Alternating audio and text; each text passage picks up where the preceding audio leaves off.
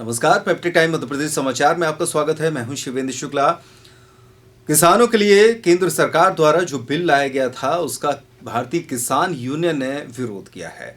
किसान यूनियन का कहना है कि इस बिल से जहां एक ओर मंडी समाप्त हो जाएगी तो वहीं दूसरी ओर किसान पूंजीपतियों के कब्जे में आ जाएंगे। संगठन के जिला अध्यक्ष युवा मोर्चा ओम प्रकाश पटेल ने बताया कि अध्यादेश के जरिए व्यापारी मंडी के बाहर कहीं भी किसान के घरों अथवा मंडी के बाहर खरीद सकते हैं, जिससे मंडियों में आने वाले टैक्स का खात्मा हो जाएगा और किसानों को भी उचित मूल्य नहीं मिलेगा।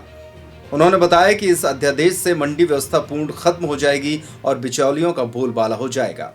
इसके साथ ही ज्ञापन में दूसरे अध्यादेश के जरिए एसेंशियल कमोडिटीज एक्ट 1955 और farmers agreement on price assurance and farm ordinance के दुष्प्रभाव का उल्लेख कर किसान विरोधी अध्यादेश को वापस लिए जाने तथा एक अन्य अध्यादेश जिसमें एमएसपी खरीद की गारंटी हो उसका प्रस्ताव अध्यादेश के जरिए पास किए जाने की मांग की है। ये जो तीनों अध्यादेश केंद्र सरकार ने दिए हैं, इन तीनों अध्यादेशों में किसानों को किसी भी प्रकार का लाभ मिलने वाला नहीं है। इससे बल्कि उल्टा व्यापारियों को, पूंजीपतियों को ही लाभ होने वाला है, क्योंकि जिस प्रकार से अभी भंडारण करने की एक अध्यादेश आया है कि जिसमें व्यापारियों को अनलिमिटेड भंडारण करने की क्षमता दे दी गई।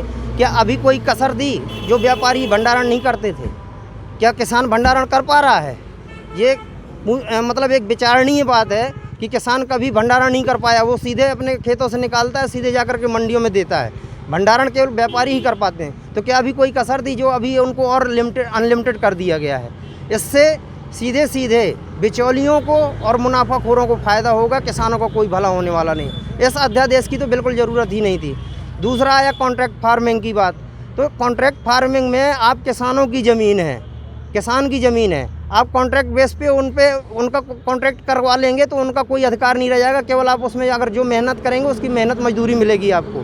तो इस अध्यादेश के जरिए एक केवल किसान जिसकी स्वयं की ज़मीन है वो भी एक बंधुआ मजदूर बन जाएगा।